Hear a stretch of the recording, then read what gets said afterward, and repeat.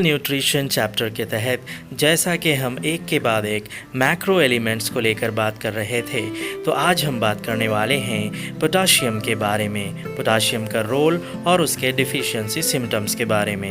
पौधे पोटाशियम को पोटाशियम रवां की शक्ल में इंतज़ाब करते हैं। पौधे के तमाम हिस्सों में पोटाशियम की ज़रूरत होती है, ख़ासकर ज़्यादा मकदार में मेरिस्टेमेटिक टिश्यूज़ या मुक़सिमी बाफ्तों में पोटाशियम की ज़्यादा ज़रूरत होती है, जैसे जड़, कलियाँ और पत्तों वगैरह में, क्योंकि यहाँ खलवी तक़सीम या सेल डिवीज़न का अमल तेज़ी से जारी रहता है। चलें अब हम बात करते हैं पोटाशियम के रोल एंड फंक्शंस के बारे में।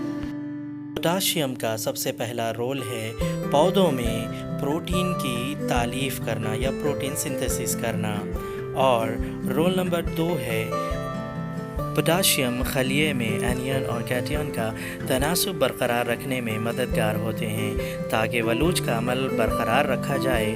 अगला फ़ेल पोटाशियम रवां का ये है कि ये खलिए की सख्ती और फूलना, जिसे आम ज़बान में टर्जिडिटी कहते हैं, को बरकरार रखते हैं। और जी हाँ, इस कैफियत को हम पेटल्स या पत्तियों के खुलने के दरमियान मुशाहिदा कर सकते हैं। जब पत्तियाँ पेटल्स कली की शक्ल में होती हैं, तब एंडोऑस्मोसिस की वजह से टर्गर प्रेशर शुरू होता है और धीरे धीरे कलियाँ खिलकर फूल की शक्ल इख्तियार कर लेती हैं। बिल्कुल इसी तरह की सूरत हाल आपको स्टोमेटा के खुलने और बंद होने में नज़र आती है।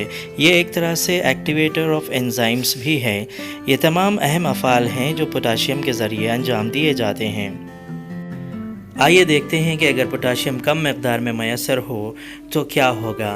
नंबर 1 है येलोइंग ऑफ लीफ मार्जिन या पत्तों के हाशियों का जर्द होना, इस तस्वीर में देखिए आप। और नंबर 2 है क्लोरोसिस यानी क्लोरोफिल का नुकसान या क्लोरोफिल का कम मकदार में होना। और नंबर 3 है नेक्रोसिस या बाफ्ती इन्हितात। अगली जो सबसे अहम बात यह है कि पोटाशियम की कमी से टायरोसिनेस एंजाइम की एक्टिविटी बढ़ जाती है। आपको ये बता दूं कि टायरोसिनेस पिगमेंट फॉर्मेशन का ज़िम्मेदार होता है। अगर ये ज़्यादा हो जाए तो फलों पर आपको ज़्यादा पिगमेंट या ट्यूबर पैचेस नज़र आते हैं, पिगमेंटेड अपीयरेंस होता है। इस वीडियो में बस इतना ही, मिलते हैं अगले वीडियो में।